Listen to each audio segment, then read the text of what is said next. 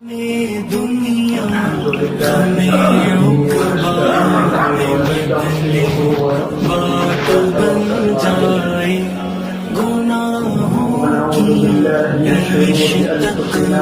سيئات أعمالنا من يهده الله فلا مضل له ومن يضلل فلا هادي له ونشهد أن لا إله إلا الله وحده لا شريك له ونشهد أن سيدنا ومولانا محمدا عبده ورسوله صلى الله عليه وعلى آله وأصحابه وسلم. عن نافع بن عبد الحارث قال رسول الله صلى الله عليه وسلم: من سعادة المسلم البيت الواسع والجار الصالح والمركب الهنيء، أو كما قال عليه الصلاة والسلام.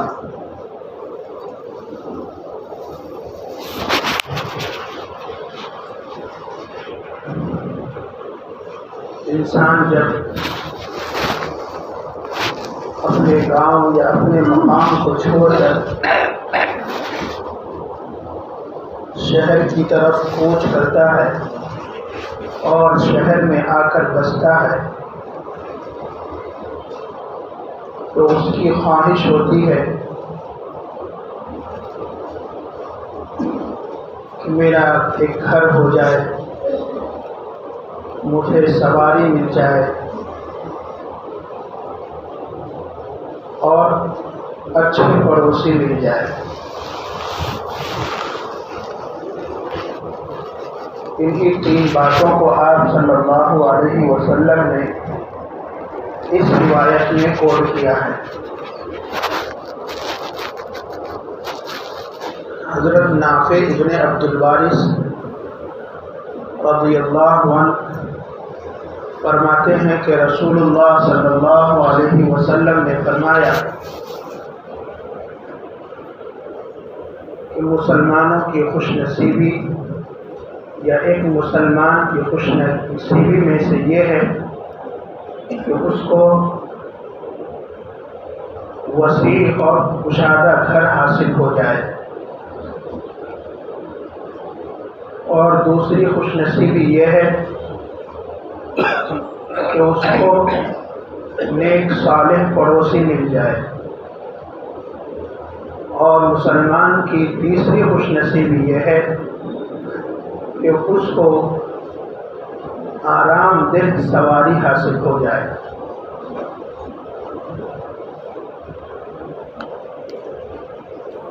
اللہ کے رسول صلی اللہ علیہ وسلم نے اس حدیث میں سب سے پہلے فرمایا: من سعادت المسلم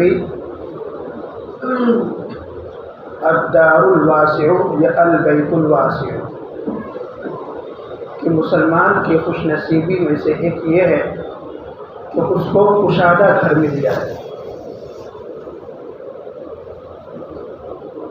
ایسا کشادہ گھر کہ جس کے اندر وہ خود کو تنگی محسوس نہ کرے.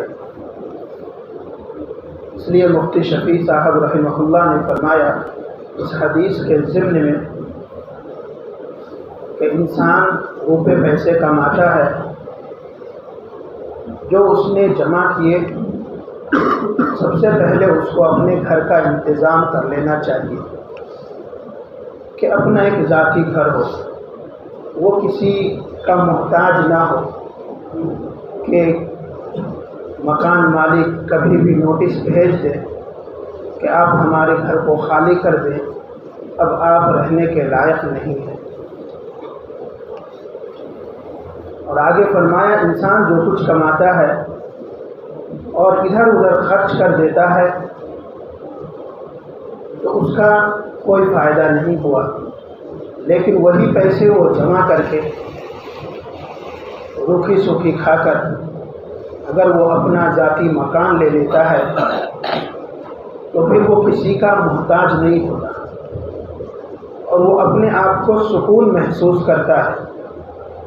آپ صلی اللہ علیہ وسلم کو کشادہ گھر بہت پسند ہے، یعنی گھر ہو اور بڑا ہو۔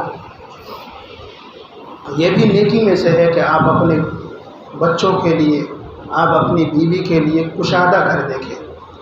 اس لیے آپ صلی اللہ علیہ وسلم نے ہمیں ایک تعلیم دی ہے کہ وضو کے بعد کی دعا جو باہر وضو خانے پہ آویزہ ہے، لٹکی ہوئی ہے، اس میں آپ نے غور کیا ہوگا تو اللہ کے رسول صلی اللہ علیہ وسلم نے 3 چیزوں کو مانگا ہے۔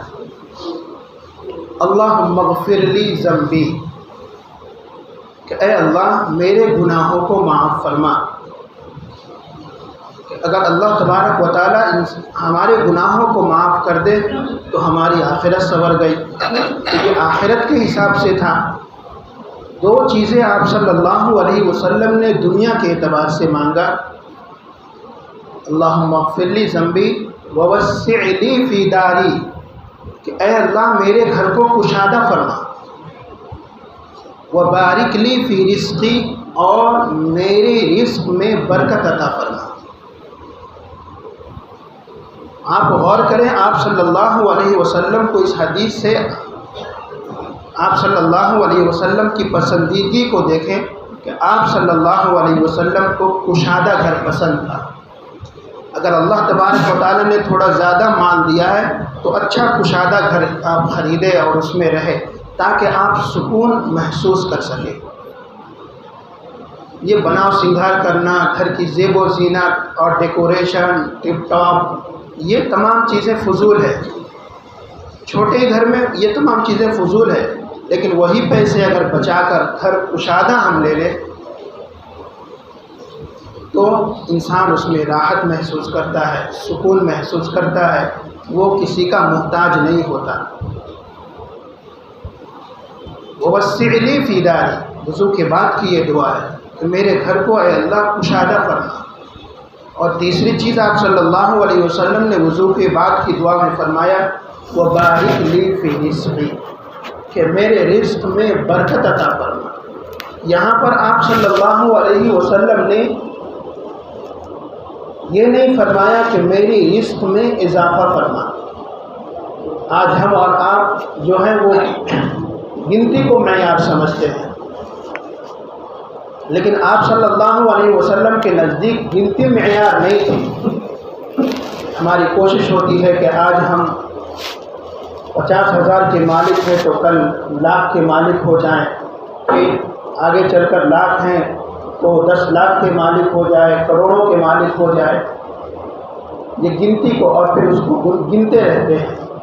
اللہ تبارک و تعالیٰ نے اسی کو قرآن کریم میں ارشاد فرمایا الذی جمع مالا وعددہ یحسب ان مالہ اخلدہ، کہ یہ لوگ ہیں جو پیسے کماتے ہیں، جمع کرتے ہیں اور اس کو گنتے رہتے ہیں۔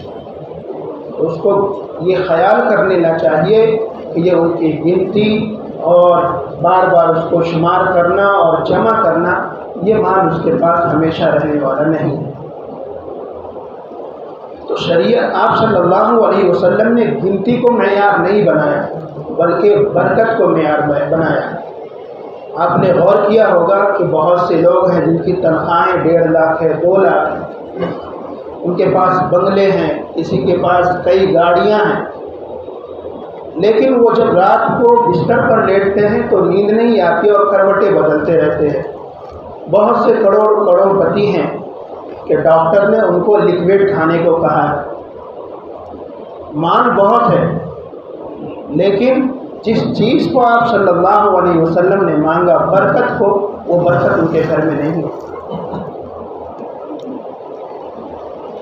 وہ بارک لی فی رزقی، کہ اللہ میرے رزق میں برکت عطا فرما۔ یہ نہیں فرمایا کہ میرے رزق میں بڑھوتری عطا فرما یا اضافہ فرما۔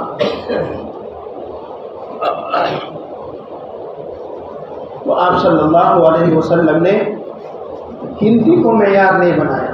اسی طرح ایک مزدور کو دیکھ لے، صبح سے شام تک وہ کام کرے گا، مشکل سے 200-300 اس نے کمایا، گھر میں آ کر روٹی سوکھی کھا کر 8 گھنٹے آرام کی نیند وہ سوتا ہے، پھر صبح بیدار ہوتا ہے، پھر کام پر چلے جاتا ہے. تو گنتی معیار نہیں ہے، بلکہ اللہ والوں نے فرمایا کہ جن کے پاس جتنا زیادہ مال ہوتا ہے وہ بندہ اندر سے اتنا ہی پریشان ہوتا ہے. کیونکہ اللہ والوں کے پاس لوگ آ کر اپنے دکھڑے سناتے ہیں، اپنی پریشانیاں بتاتے ہیں. کئی کارخانے ہونے کے باوجود ان کی زندگی میں راحت اور سکون اور برکت نہیں. اس لیے آپ صلی اللہ علیہ وسلم کی اس حدیث کو، جس کو مسند احمد نے روایت کیا ہے، اپنی کتاب میں کوٹ کیا ہے، اس میں یہی بات ہے کہ انسان مسلمان کی سعادت اور خوش نصیبی 3 چیزوں میں ہے، جن میں سے پہلی چیز کیا ہے؟ کشادہ گھر. حضرت اشرف علی تھانوی رحمہ اللہ نے ایک واقعہ اپنی کتاب میں لکھا ہے کہ ایک بندے کے پاس خزانہ تھا اور اس کے اندر خوب سونے چاندی بھرے ہوئے تھے. ایک دن وہ معائنے کے لیے اندر گیا اور وہ خزانے کا لاک باہر سے ہی کھلتا تھا. وہ اندر گیا اور وہ ڈور بند ہو گیا. وہ اندر سے کھول رہا ہے لیکن وہ کھلنے کا نام نہیں لے، کیونکہ اس کی چابی باہر سے کھلے گی، باہر سے لگائی جائے گی تو وہ ڈور کھلے گا. اب اندر اس کے پاس قد آدم کے بقدر سونا بھی ہے، چاندی بھی ہے، مال کے ذخائر بھی ہے، لیکن نفس مال یا بذات مال یا روپیہ پیسہ انسان کی بھوک نہیں مٹا سکتا. اور وہ بندہ اسی کے اندر تڑپ کر اپنی جان دے دیا. تو آپ صلی اللہ علیہ وسلم کی اس حدیث سے ہم نے کیا سمجھا؟ کشادہ گھر ہو اور برکت والا گھر ہو اور برکت والی آمدنی ہو. دوسری چیز آپ صلی اللہ علیہ وسلم نے فرمایا کہ من سعادت المسلم الدار الواسع والجار الصالح، کہ نیک پڑوسی، کہ جس بندے کو اگر اس کا پڑوسی نیک مل گیا تو یہ بھی ایک مسلمان کی خوش نصیبی کی بات ہے کہ اس سے کبھی تکلیف نہیں ہوگی. ہمیشہ وہ اگر ہمیں کوئی تکلیف پہنچے گی تو ہمارے لیے وہ مدد کو آئے. آج اس کا الٹا ہوتا ہے. اگر کوئی نمازی بندہ اگر گھر کرایہ پر لینے آیا، وہ داڑھی والا ہے، تو یوں سمجھیں گے یہ جماعت کا ہے، بار بار دروازہ کھٹکھٹائے گا. ہر روز فجر بعد نماز کی دعوت دینے آئے گا، نماز کو جائے گا تو چلو بھائی نماز کو چلو. تو آج جو سوسائٹیوں کے اندر یہ بیماری پھیلی ہوئی ہے کہ جماعت والوں کو وہ کرائے پر یا گھر نہیں دیتے، یہ بے دینی کی وجہ سے ہے.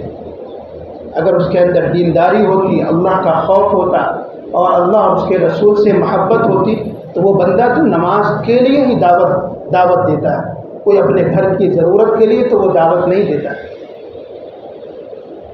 تو آپ صلی اللہ علیہ وسلم نے فرمایا کہ مسلمان کی خوش نصیبی اور سعادت مندی کی دوسری علامت اور دوسری نشانی یہ ہے کہ اس کو نیک پڑوسی مل جائے.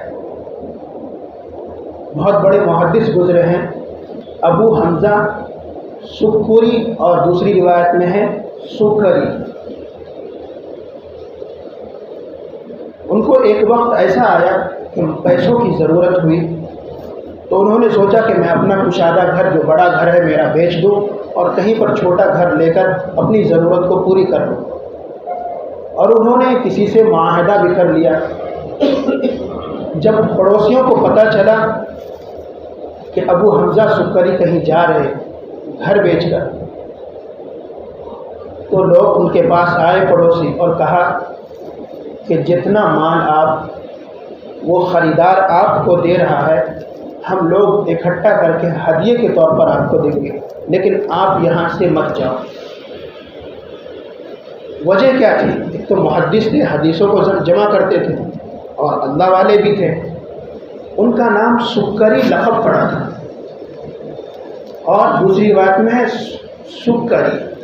سکری نشے کو بولتے ہیں اور سکری چینی کو بولتے ہیں. فتحہ اور ضمہ کا فرق ہے کہ ان کی بات جب وہ بولتے تھے تو اس طرح ان کی بات میں نشہ ہوتا تھا کہ سامنے والا گرویدہ ہو جاتا تھا. اور اگر سکری لیں تو چینی کے معنی میں ہے کہ ان کی بات میں اس قدر مٹھاس تھی کہ سامنے والا فریفتہ ہو جاتا ہے. اور اس نیکی اور فریفتگی کی وجہ سے پڑوس والے ان کو جانے نہیں دیے. اور خود جن کی کتاب سے ابھی روایت چل رہی ہے مسند احمد، حضرت امام احمد بن حنبل رحمہ اللہ کا ایک پڑوسی یہودی تھا. وہ کہیں اور جانا چاہ رہا تھا کسی وجہ سے اپنا گھر بیچ کر. تو اس نے اعلان کر دیا اور لوگوں کو بتا دیا میں گھر بیچنا چاہ رہا ہوں. تو لوگوں نے جو خریدنے والے تھے انہوں نے پوچھا کتنے میں بیچ رہے ہو؟ تو انہوں نے کہا کہ یہاں پر جو عام طور پر 1000 درہم میں گھر بیچے جاتے ہیں، لیکن میں جو بیچوں گا 2000 درہم. لوگوں نے پوچھا یہ تو آپ زیادتی کر رہے ہیں. تو یہودی نے کہا کہ زیادتی نہیں، کہ بازو میں جو ہے وہ امام احمد بن حنبل کا گھر ہے اور اس بندے سے کبھی ہم کو تکلیف نہیں ہوئی.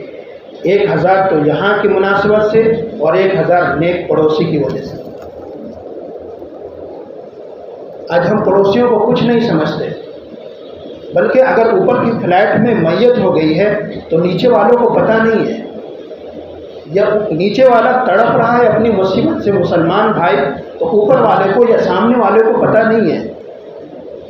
آپ صلی اللہ علیہ وسلم نے فرمایا کہ میرے پاس پڑوسیوں کے تعلق سے جبرائیل امین اتنی مرتبہ آئے اور تاکیدی حکم دیے کہ مجھے لگا کہ کہیں ایسا نہ ہو کہ پڑوسیوں کو وراثت میں حصہ دینا پڑے.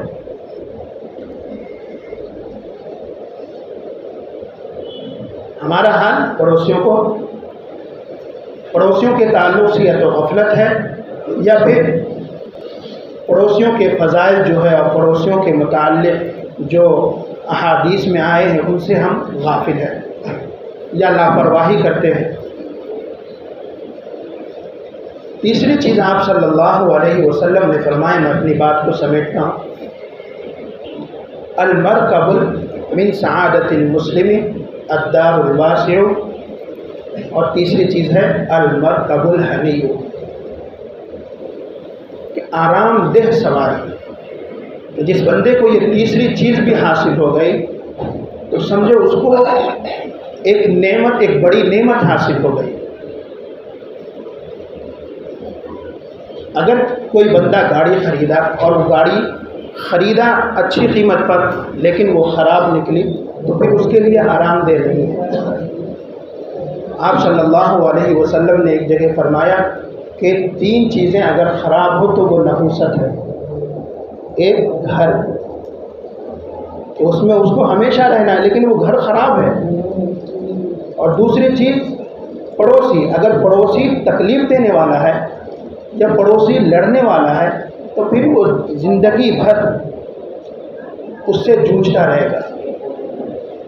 اور تیسری چیز آپ صلی اللہ علیہ وسلم نے فرمایا کہ نیک بیوی، کہ اگر انسان کو نیک بیوی نہ ملے، شوہر کا مزاج دیندارانہ ہے، وہ نمازی ہے، تہجد گزار ہے، عبادت گزار ہے، اور عورت بے نمازی ہے، تو پھر زندگی میں لڑائی جھگڑے ہوتے رہیں گے کیونکہ وہ نماز نہیں پڑھے گی. یا پھر دونوں کا مزاج ایک نہیں ہے، دونوں دیندار نہیں ہے، یا پھر بیوی دیندار ہے اور شوہر دیندار نہیں ہے. تو اگر اس کا برعکس بھی ہو کہ بیوی دیندار ہے شوہر دیندار نہیں ہے، یا شوہر دیندار ہے بیوی دیندار نہیں ہے، تو بھی اس کی زندگی میں نحوست ہے. تو بات چل رہی ہے المرکب الحنی، کہ آرام دہ سواری، کہ جس کو میسر ہو گئی تو اس کو اس کی سعادت مندی اور خوش نصیبی میں سے ہے. یہ آپ صلی اللہ علیہ وسلم نے فرمایا. حضرت مفتی شفیع صاحب رحمہ اللہ نے لکھا ہے کہ ہمارے علاقے میں ایک بندہ تھا، اس کو کہیں جانا ہوتا شام کے 5 بجے تو صبح کے 9 بجے سے وہ گاڑی کی ریپیئرنگ کرنا شروع کر دیتا کہ میرے کو جانا ہے، اور کبھی گاڑی کے اوپر دکھتا، کبھی گاڑی کے نیچے دکھتا، کبھی لیفٹ سائڈ کبھی رائٹ سائڈ، اور اس کی مرمت کرتے ہوا رہتا۔ تو وہ گاڑی اس کے لیے آرام دہ نہیں ہے۔ اسی طرح بیوی اگر نیک نہیں ہے تو وہ آرام دہ نہیں ہے، اور اگر پڑوسی نیک نہیں ہے تو بھی اچھی بات نہیں ہے۔ وہیں پر آپ صلی اللہ علیہ وسلم نے یہ بھی فرمایا، بخاری شریف کی روایت میں ہے کہ ایک شخص نے آپ صلی اللہ علیہ وسلم سے پوچھا کہ ایک عورت ہے، تہجد گزار ہے، 5 وقتہ نمازی ہے، اور زکوٰۃ دینے کے علاوہ صدقہ خیرات خوب کرتی ہے، اور نفلیں، چاشت کی نماز، اشراق کی نمازیں پڑھتی ہے، لیکن اس کی زبان سے اس کا پڑوسی محفوظ نہیں ہے۔ وہ زبان سے ڈنک مارتی ہے، بولتی ہے تو یوں لگتا ہے کہ ڈنک مارتی ہے۔ تو آپ صلی اللہ علیہ وسلم نے فرمایا لا خیر فیہا انہا من اہل جہنم، یہ کوئی خیر کی بات نہیں ہے، جہنمیوں میں سے ہے۔ پھر آپ صلی اللہ علیہ وسلم سے پوچھا، ایک عورت ہے ان فلانہ، وہ صرف فرض نمازیں ادا کرتی ہے، اور کبھی ہوا تو پنیر کے کچھ ٹکڑے وہ صدقہ خیرات کرتی ہے، لیکن اس کی زبان سے اس کا پڑوسی محفوظ ہے، اس کے بارے میں آپ کیا حکم فرماتے ہیں؟ آپ صلی اللہ علیہ وسلم نے فرمایا یہ عورت جنتی ہے۔ اسی ضمن میں ہے آپ صلی اللہ علیہ وسلم نے ایک جگہ فرمایا تنظفوا افنیتکم، کہ اپنے صحن کو صاف ستھرا رکھو۔ اب جب ہم سوسائٹی میں رہتے ہیں یا پھر کہیں کسی ایریے میں رہتے ہیں تو ہم تو گھر کو صاف کر لیتے ہیں، لیکن گھر کے باہر جو دروازے کے باہر گزرنے کی جگہ ہے وہاں پر کچرا ڈال دیتے ہیں، اس سے گزرنے والوں کو تکلیف ہوگی۔ نفل عبادت، چاشت ہے، اشراق ہے، اوابین ہے، یہ کریں گے اپنی ذات تک ہے، لیکن ایذائے مسلم تو حرام ہے۔ کسی طور پر کسی انسان کو تکلیف دینا یہ شدید حرام ہے، اور اگر ہم ہر ایک اپنے گھر کے باہر کا حصہ صاف کر لے تو پوری سوسائٹی صاف ستھری نظر آئے گی، پھر بلدیہ کو رکھنے کی ضرورت نہیں۔ حضرت عائشہ رضی اللہ عنہ کے گھر آپ صلی اللہ علیہ وسلم تشریف لائے، اور اس رات آپ صلی اللہ علیہ وسلم کا حضرت عائشہ کے گھر قیام کرنے کی باری تھی۔ جب آپ صلی اللہ علیہ وسلم تشریف لانے والے تھے تو ان کو خبر تھی کہ آج پیارے آقا ہمارے گھر میں آرام فرمائیں گے اور رات میں رہیں گے، میں کچھ اچھا سا بناؤں۔ لیکن حضرت عائشہ رضی اللہ عنہ ایسی تھی کہ جو بھی گھر میں آتا تھا تو اس کو صدقہ خیرات اور ہدیہ کر دیتی تھی، کچھ نہیں تھا گھر میں، ٹٹولا تو تھوڑا سا جو پڑا ہوا ملا، اس کو پیسا انہوں نے اور بمشکل 1 روٹی تیار کی۔ آپ صلی اللہ علیہ وسلم شام کے وقت عشاء کے بعد گھر میں تشریف لائے، ٹھنڈی کا موسم تھا، آپ صلی اللہ علیہ وسلم نے فرمایا مجھے سردی لگ رہی ہے، تو حضرت عائشہ نے گرم بستر کا انتظام کیا، اڑھا دیا، آپ صلی اللہ علیہ وسلم کی آنکھ لگ گئی۔ اتنے میں پڑوس کی بکری گھر میں آئی اور وہ روٹی کو اٹھا کر لے کر جانے لگے۔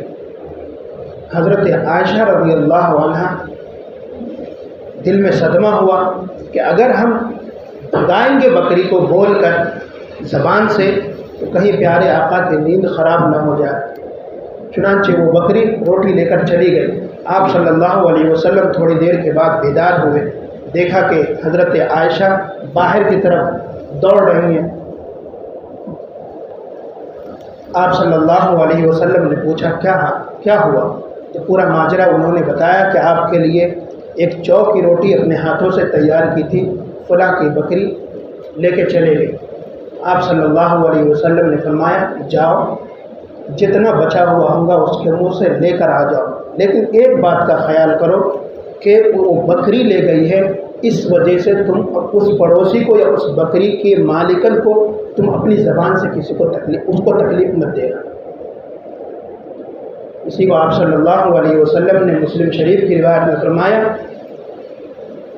المسلم من سلم المسلمون من لسانہ و یدہ، کہ ایک سچا پکا مسلمان وہی ہے کہ جس کی زبان اور ہاتھ سے اس کا مسلمان بھائی محفوظ رہے۔ تو اللہ تبارک و تعالیٰ سے دعا ہے کہ اللہ تبارک و تعالیٰ ہمیں آپ کو کشادہ گھر بھی عطا فرمائے اور نیک پڑوسی بھی عطا فرمائے اور آرام دہ سواری بھی عطا فرمائے۔